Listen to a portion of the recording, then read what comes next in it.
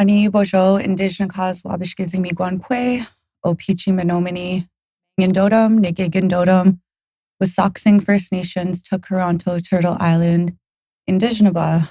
I always introduce myself in Anishinaabemowin. My great-grandmother was, or is, a language carrier, and she had passed on. And when I was younger, I had no idea how important the Anishinaabe language is and was.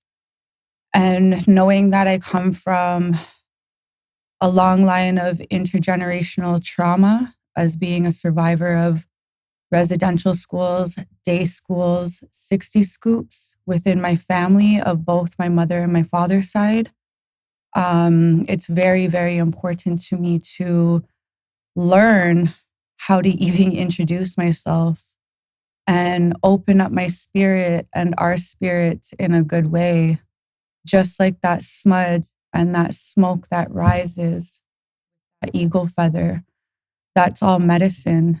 And it's really important that when we have Indigenous folks come in to do speaks, we provide that tobacco that we see in the yellow area there, provide that tobacco as a gift, knowledge that's being carried.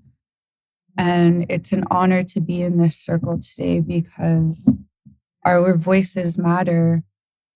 And the fact that I've lost my voice for years, it's an honor to be able to speak that and share my culture that I never grew up with.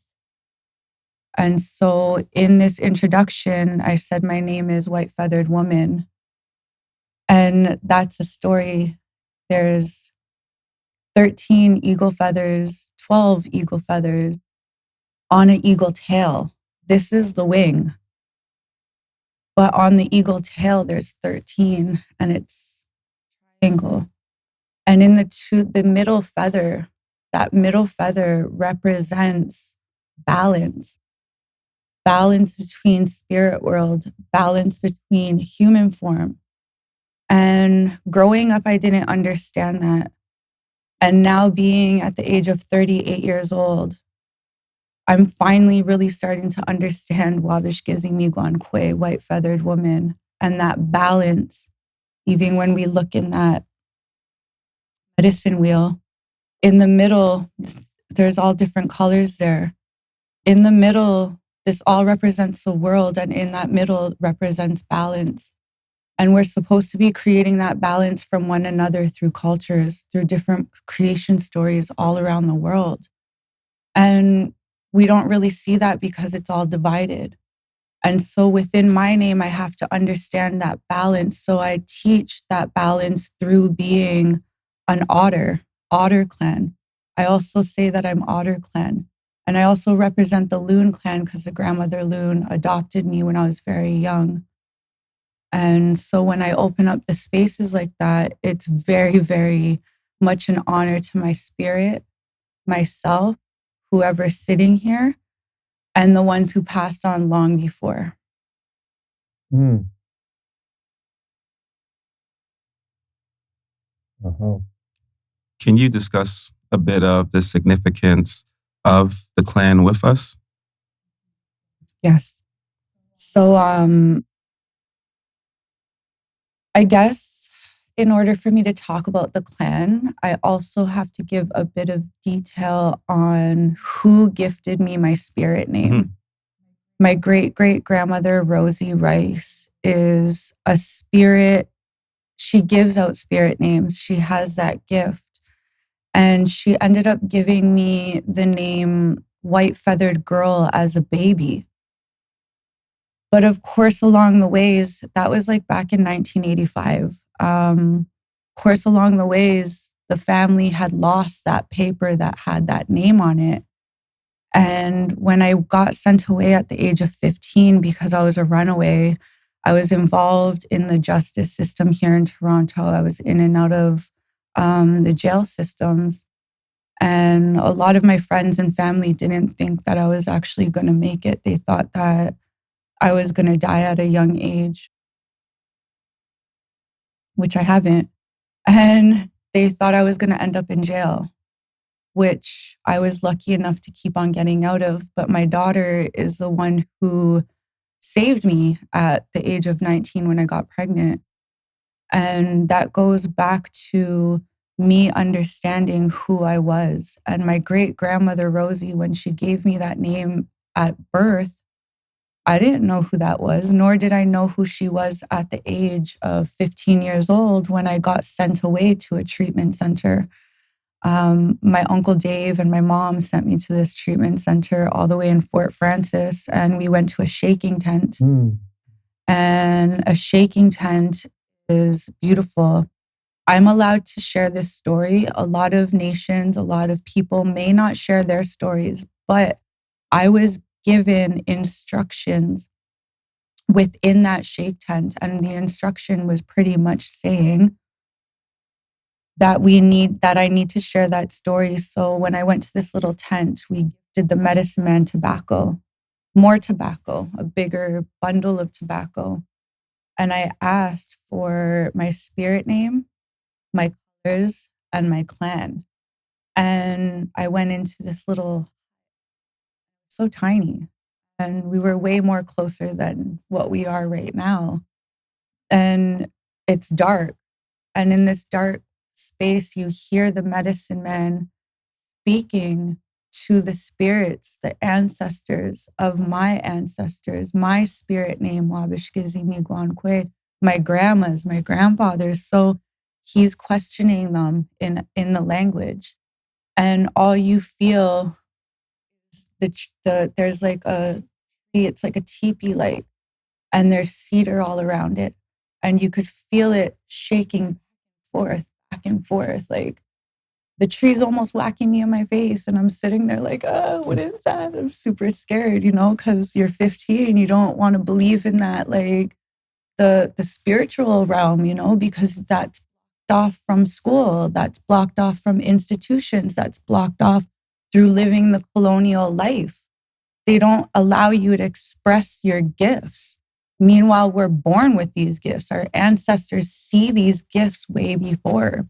So I was blessed to have Waabishkizi Miigwan Kwe, white feathered woman, as my name. And because I was 15 and I was already a woman at that time, meaning I had already gone through my menstrual cycle, my first one, and that's called the moon time. So it wasn't white feathered girl, it was white feathered woman. Then I got 3 colors, yellow, white, and purple. And then I was given the Loon clan, not the Otter clan. And the reason why I was given the Loon clan at that time is because I had no connection to my biological father. And we at Ojibwe, I'm Ojibwe and Potawatomi, but my Ojibwe side, on my father's side, we take after our father's clan. So my mother is a wolf. She thought she was a bear. And my father is an otter. And I never knew how close I was to that otter connection because I didn't understand these teachings or the gifts that I carried. And when I received that loon clan, the loon clan is representing of community externally.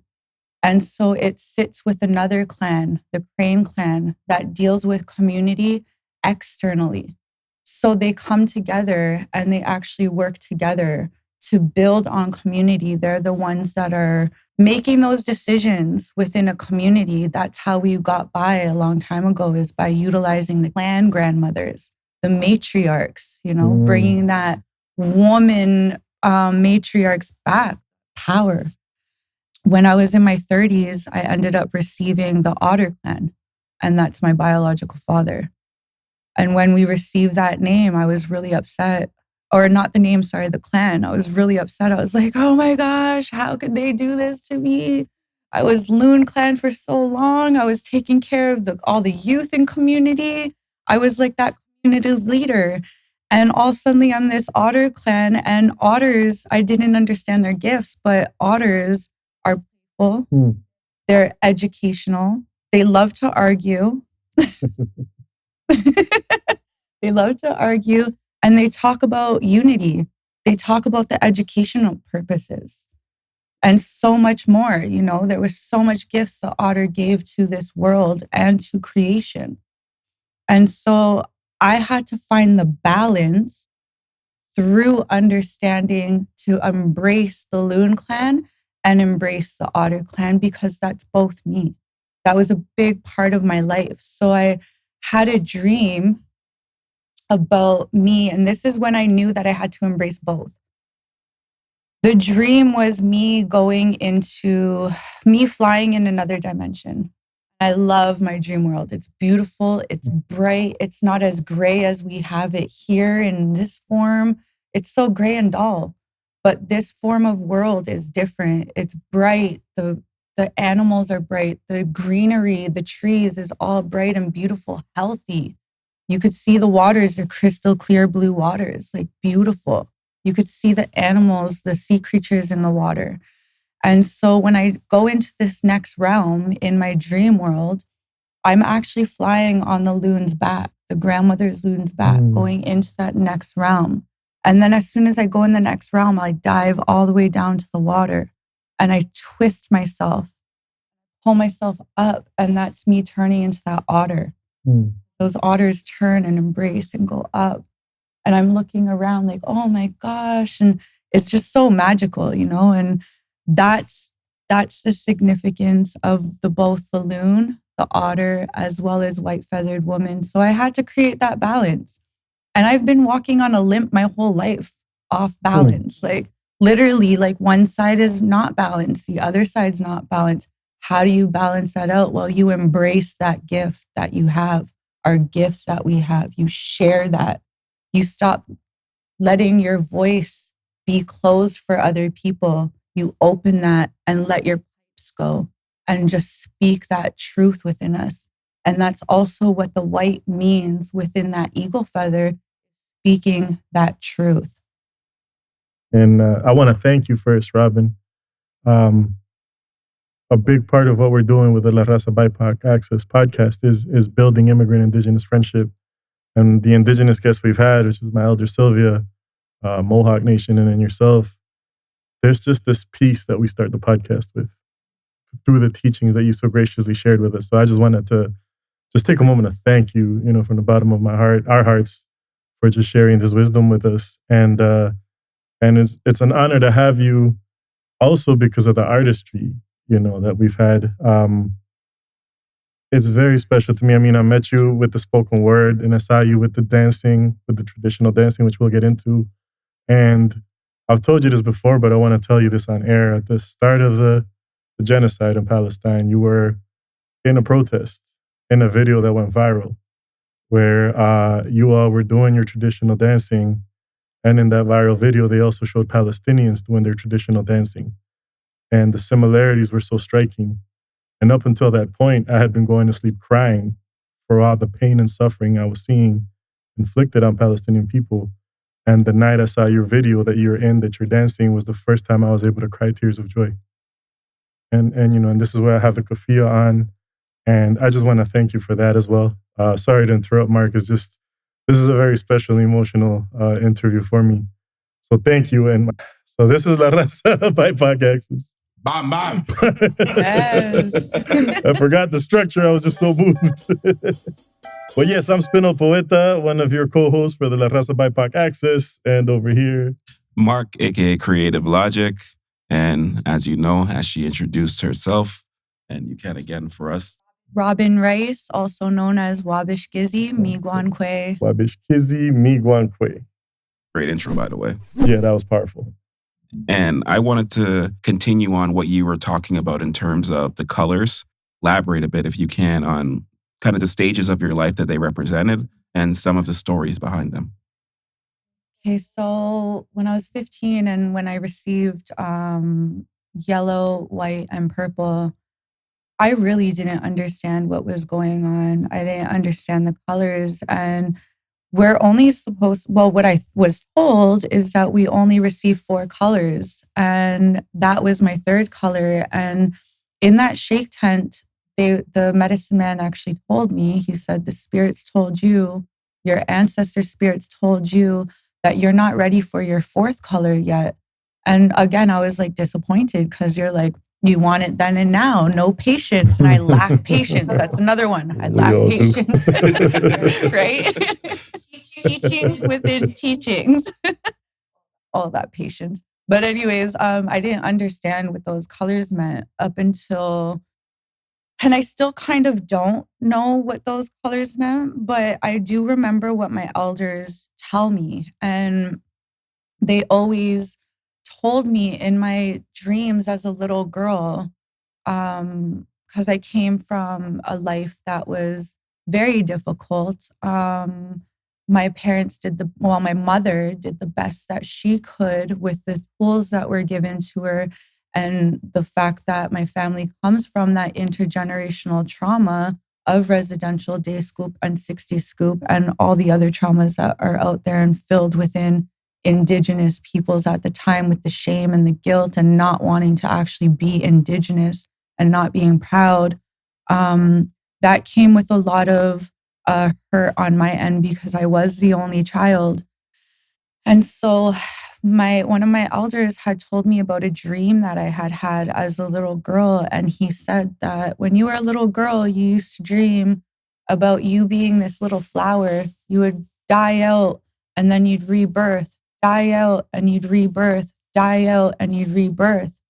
And the color of that flower was actually purple.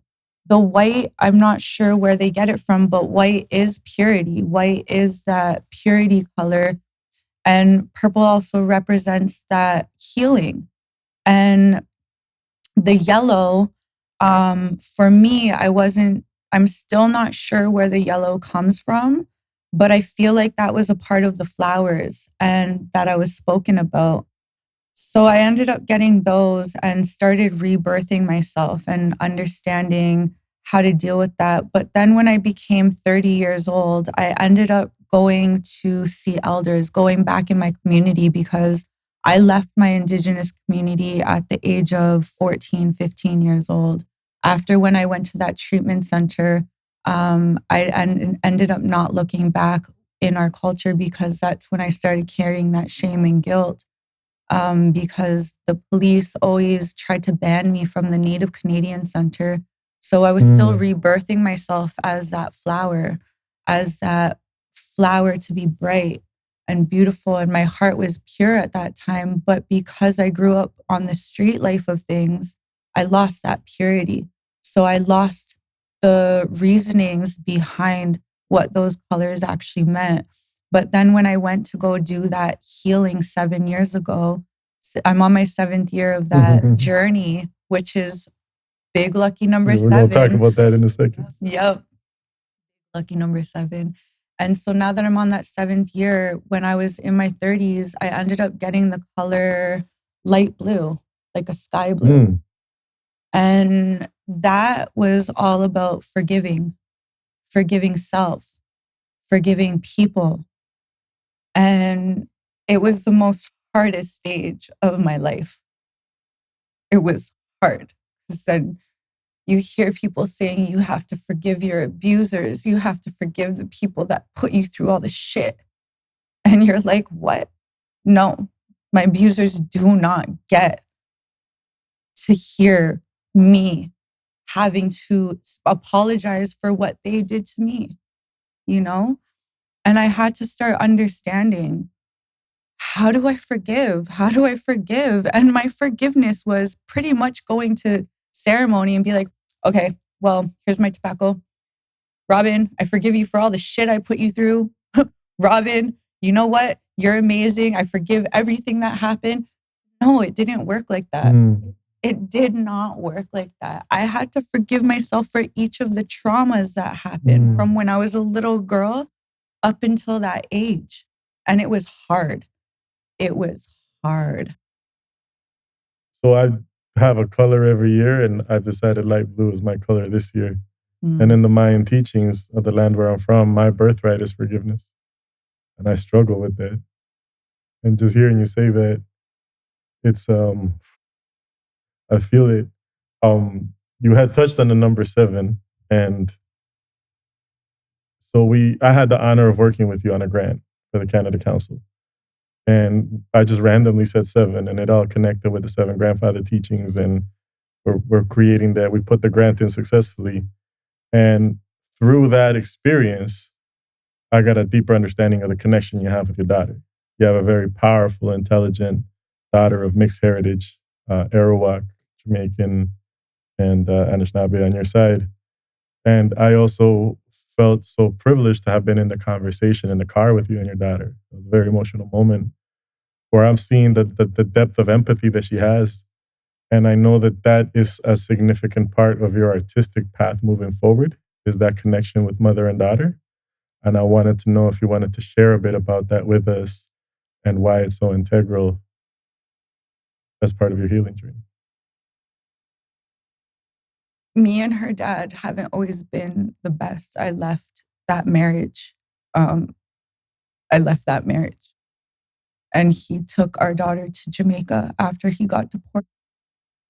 And we lost that bond, that mother-daughter bond, because after that, I had to stop breastfeeding. I had to watch my daughter go down that airport and not know when she's coming back.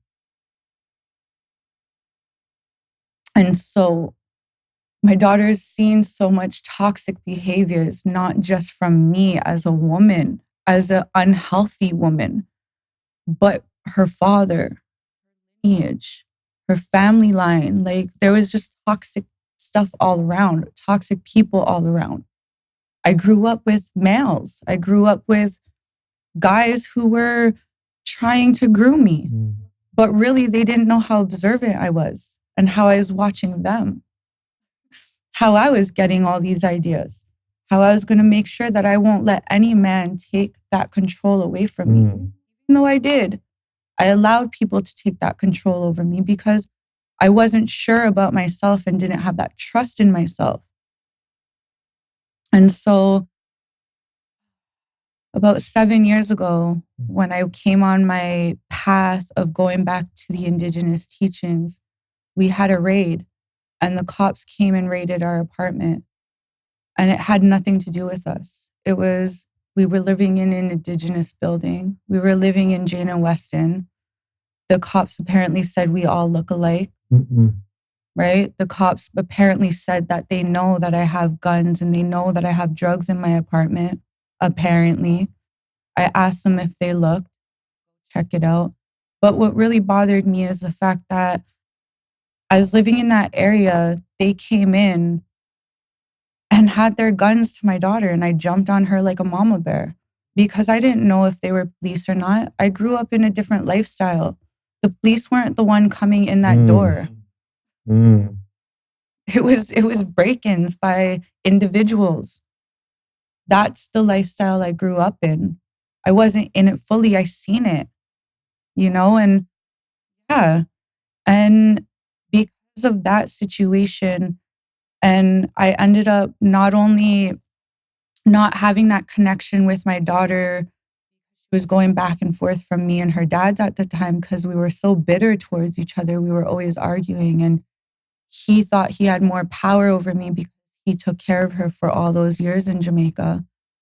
So when I got into that raid and when I realized that I lost my whole connection to my daughter because I went on PTSD mode, I ended up being diagnosed with PTSD, agoraphobia,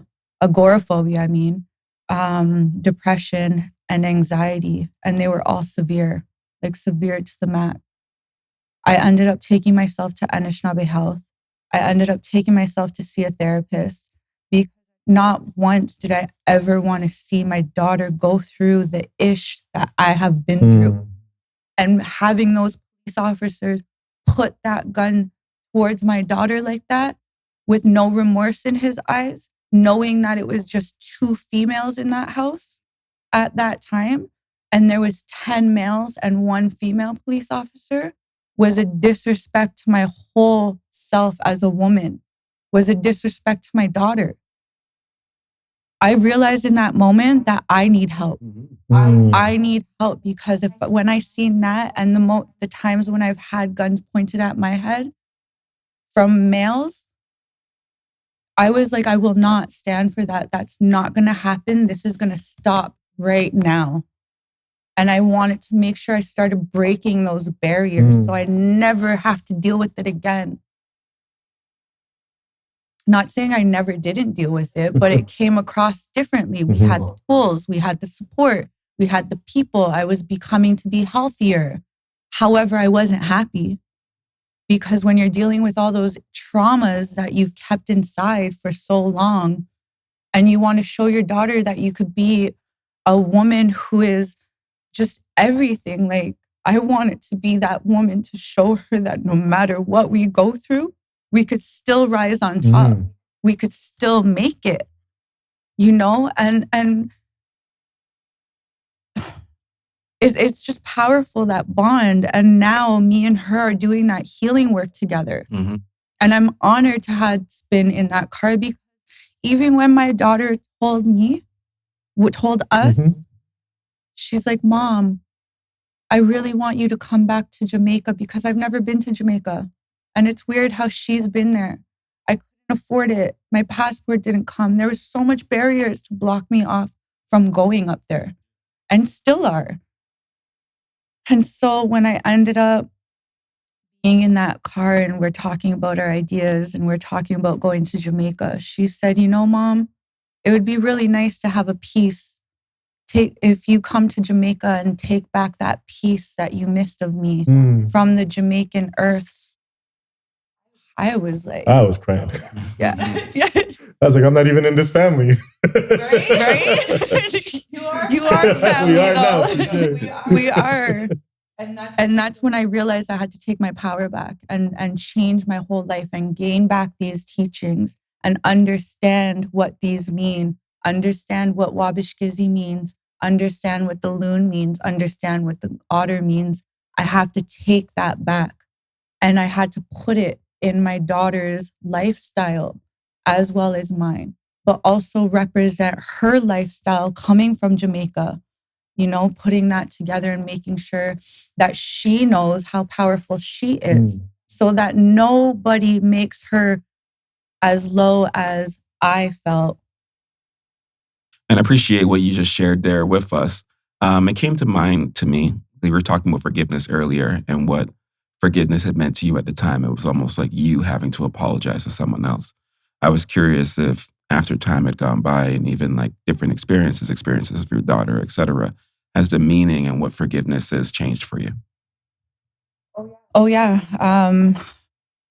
It's actually changed me quite a lot because when you're not forgiving people, you're carrying that bitterness in your heart and you're angry within yourself and you're not trusting yourself. And as much as all those people abused me and put me into my bringing my power gone, taking my power away, I had to learn how to forgive the fact that I was putting myself through that all the time, that trauma, saying, I'm no good. I don't deserve to be here. I'm not a good person. I don't deserve to have a family. I don't deserve to have a relationship. And all those abuses made me the way that I was. I was very misogynistic myself. I didn't understand how to be a woman or understand the powers of women and my womanhood. And that forgiveness piece is different now because I look at things with a kind heart.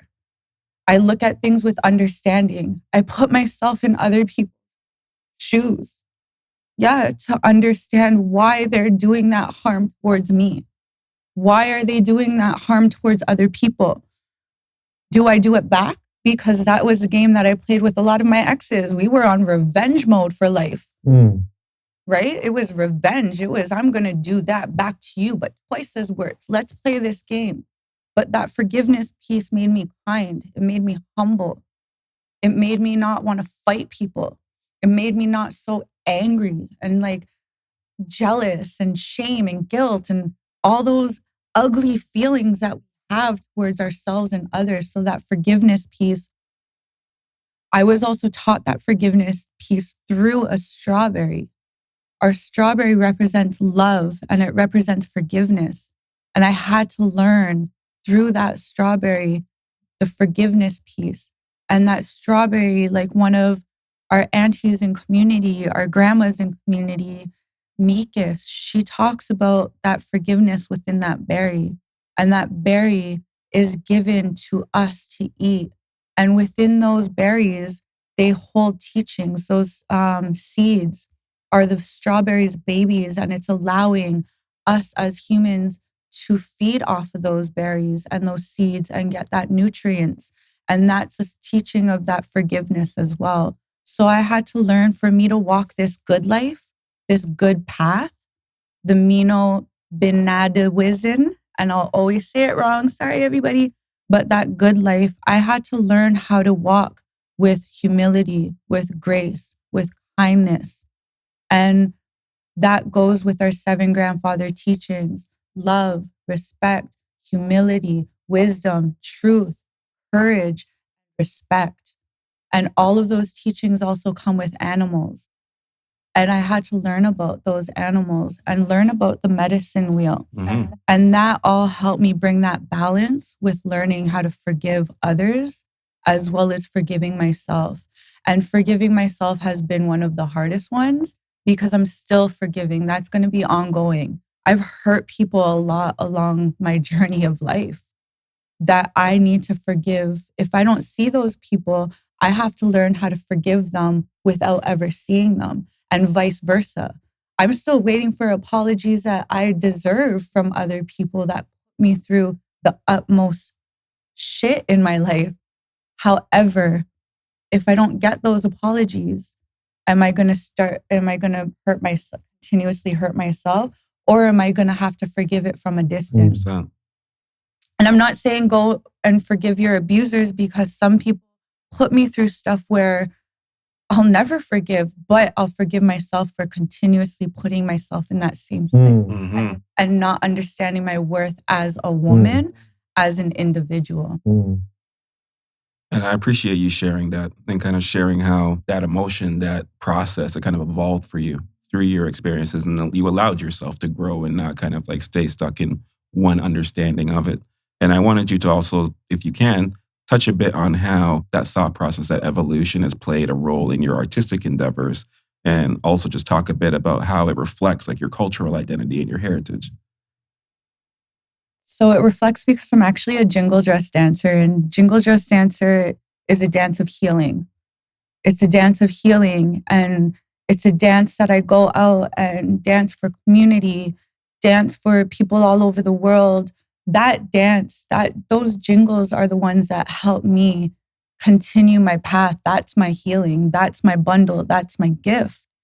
And that jingle dress dance, even just dancing for people, even helps create that space where I feel comfortable and feel empowered. But I also feel as if I could go out and help community with that jingle dress, with their grief, their pain, their sorrows. So what I say and what we hear from community is all of that stuff that I've been through, all of those teachings that I got and those lessons that I got are in my bundle of knowledge forever. And that's what ends up helping me help community is through my personal experiences and through my art. So I used to talk a lot about the negatives within the art. And then I changed it to the positive, those empowering woman, like just not woman stuff, just empowering. Don't get me wrong. I have days where I'll sit there crying my eyes out in pain, in so much pain. And I'll go in my phone and I'll just write a poem. And I'll have one eye open, like, and I'm sitting there bawling, oh my gosh. But I got to get this out. It's amazing. I can't let it. So I have to release through talking. I have to release through storytelling. I'm a storyteller. Mhm. You could tell. I'm a storyteller through my bundle, through my gifts. So therefore, that helps me move forward. That helps me create a path for others to join in with me to walk that good life.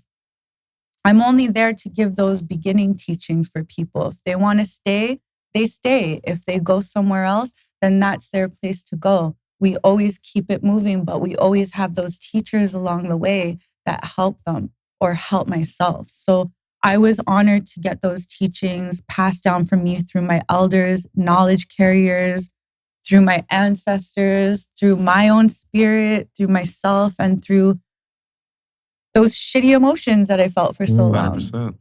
You know, I never knew what a happy emotion was.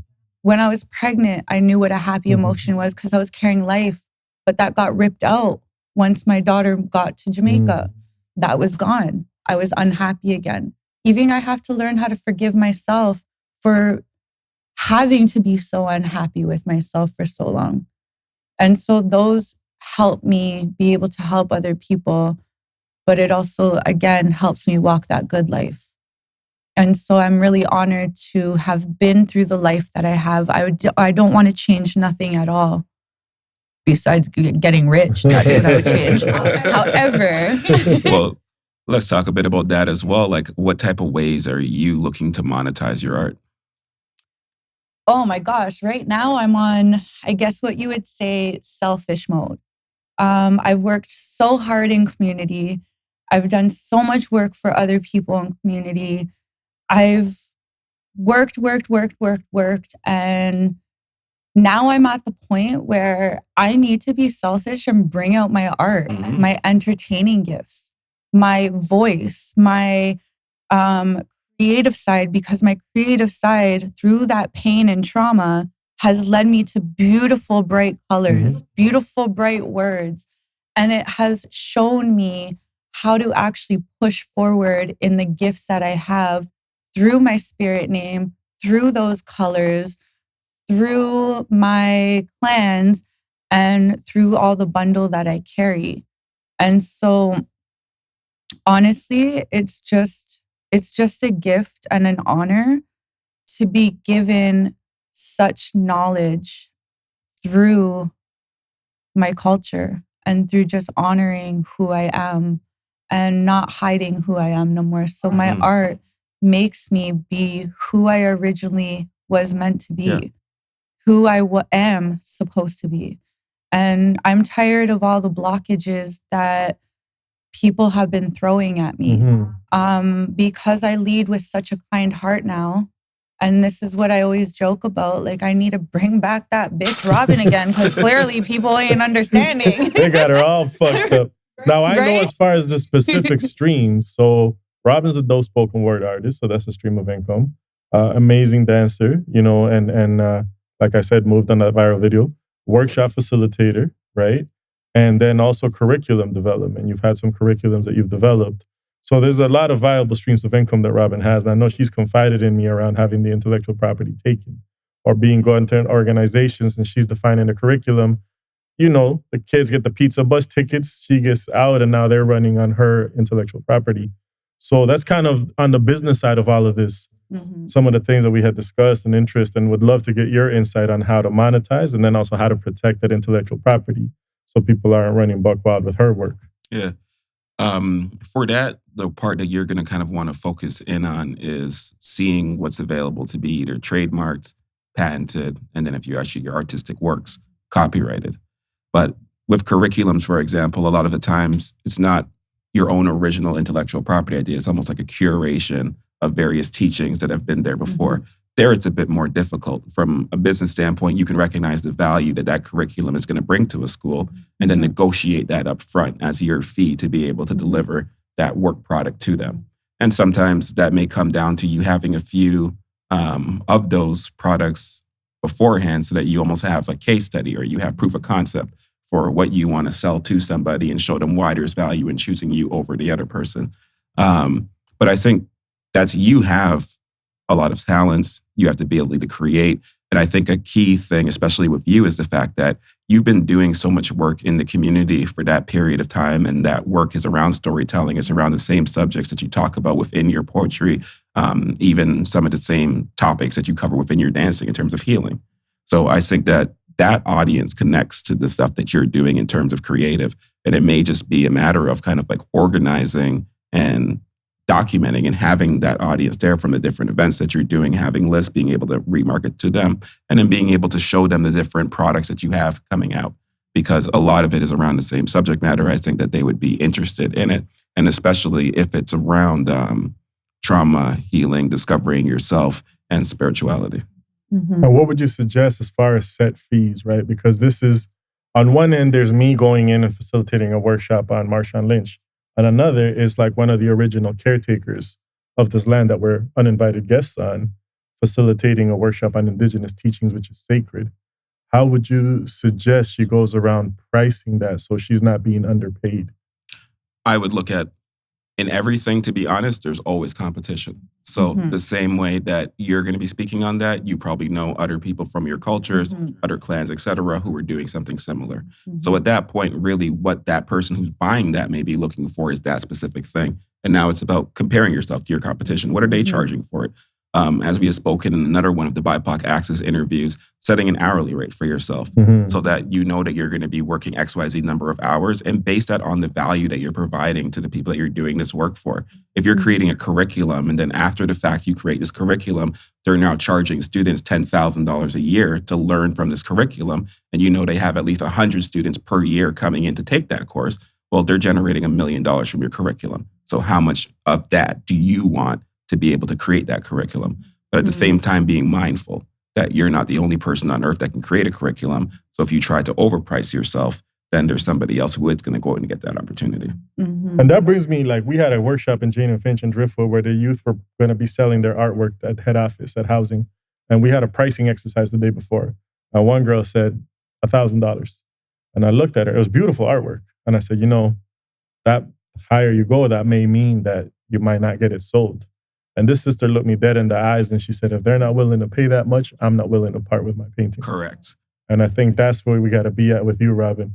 I don't know if it's happened to you, but it's happened to me where I get called for a quote and I'm tripping because I don't want to lose it. And I'm like, 600. Okay, no problem. And I'm like, fuck, I should have said like 1,000 or 1,500, but like I just didn't want to lose the gig. And I underpriced myself and they were like drooling and they're not going to offer to pay me more. Yeah. So I think, do you have any tips? Has that happened to you, Robin? Yeah, so I have a story to quickly tell because so as a missing murdered Indigenous woman survivor and activist, and it's something that I storytell and I talk about and I'm passionate about because I could have been one of those women who never would have been here. But my voice is here, my voice matters. I am here to speak that truth and to share those stories that I've been through. And not just the traumas, but the healing beside it. So I I still get asked to go speak to talk about missing murdered Indigenous women. I went to this one session and I have an amazing mentor, Suzanne Smoke. She's helped me along my journey. And Suzanne Smoke actually sat there and said, how much are you paying that white guy that has his certificate? You're going to have that white guy with a degree and you're going to give her less because he has a degree and she doesn't, but she's using her life experience. they told her how much he was getting. She was like, well, you're giving her the same amount. Exactly. Bottom line, because you know what? Just because he has that white paper doesn't make her knowledge any less. Hers, she has that street knowledge, it is that street knowledge. But that's why I'm also at University of Toronto, is because I'm fighting that system of having to have white papers to show that we have that knowledge. And I'm decolonizing that system because I'm tired of seeing our peoples, not just Indigenous peoples, the peoples that are creative, the peoples that are sitting there and don't do all that research. We could do a research through a video if we wanted to. You know, we don't need to sit there and write a whole 10-page paper about a subject that we could do it in different creative ways. Exactly. And University of Toronto, we know, is like that. And so I stand in that school loud and very proud. And I do make myself known. And I do make myself known that I will not create these white papers through how you want me to do it. I'm going to utilize it in my own way so that I could get that proper paying job and get paid the same way others get paid with that. So instead of just that book knowledge, I'll have both the book knowledge and the street knowledge. And I'm tired of those white papers. Everyone says, we need this certificate, you need that. No, you don't. We don't need that. That's just what that colonial system wants us to have to prove that we have status of book smarts. And you survived what's in that white paper. You survived it. You should be paid more. My bad, brother. Yeah. Problem at all. I appreciate you sharing that with us. And honestly, the amount of vulnerability you've expressed in this interview, talking about the things that have happened to you and also bringing strength to others to recognize that, like, you aren't always a product of your environment. And if you want to be, you can continue to make the choice to be that thing, but you always have the ability to change. And it's an amazing thing you've done for your daughter as well, just to show another generation that they don't have to always go through the same cycles and they don't have to experience the same pain that people before them have experienced. So I appreciate you taking the time. I appreciate you bringing everything with us, grounding us, removing the negative energy before this podcast. And this has honestly been an incredible time. And I just want to say thank you for being on the podcast with us today. And we're definitely going to have to connect with you more and bring more information to the community and to these audiences, because they need to understand more about the Indigenous culture, the Indigenous community, and understanding where you have come to visit and what it was, what the foundation is, and what it has always been before that. I do got one last question I have to ask, if that's okay for the camera. You go ahead, sir. Yeah, I have to ask, Robin, because, and I said this earlier on, Turtle Island and Palestine. I've seen you and we had very deep conversations about that. What does that solidarity mean to you? I mean, we're going to be performing in a few days at a Palestinian fundraiser. Why is that so important to you as an Indigenous woman to support Palestinian people? Because we know the genocide acts that are built within the white supremacy system, that colonial system that was brought here, not just to Turtle Island, throughout the world. We watch our brothers and sisters face that genocide.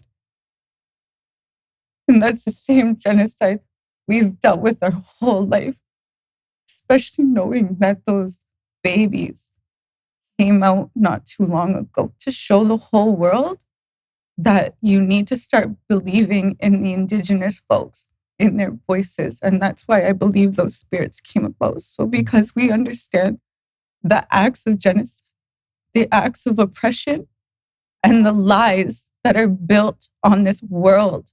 They're built on all bodies that didn't deserve.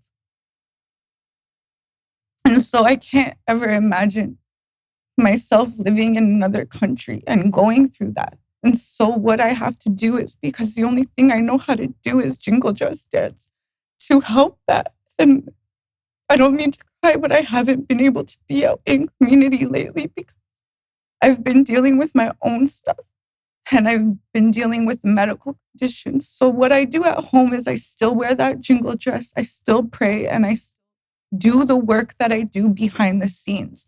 We don't always need to be out there because our solidarity is there.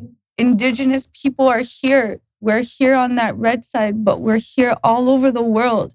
We're supposed to all be helping each other. We're supposed to all be there. We're supposed to be not creating those boundaries and those divisions that was created for us to hate, to be greedy, to not share our knowledge of wealth.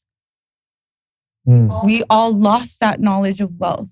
Well, no, we are all going to take it back, one nation at a time, one community at a time, but we all need to be there together, holding each other and giving each other space for these emotions, feelings, and just creating a space for somebody else to feel what they've been through.